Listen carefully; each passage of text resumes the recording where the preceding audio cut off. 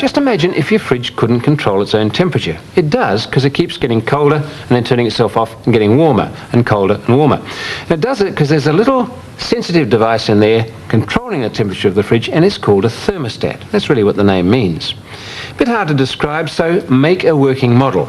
And I've made mine out of a gyros bag, but the sort of bag used for wrapping hot chickens is okay. All you need is something which is really aluminium foil on one side and paper on the other. And that's really a model of the thermostat.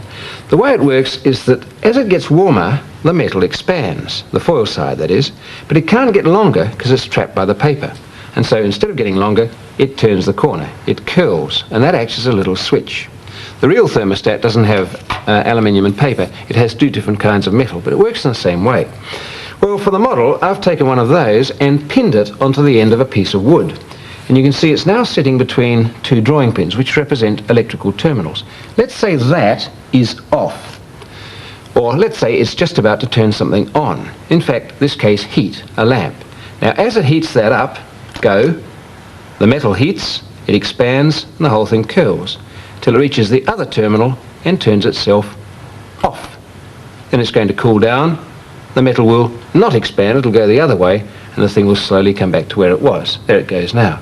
And so this device will turn itself on, heat up, turn itself off, cool down, and goes back and forth, switching itself on and off like that. And that's what the fridge does. So make your own thermostat and check it out.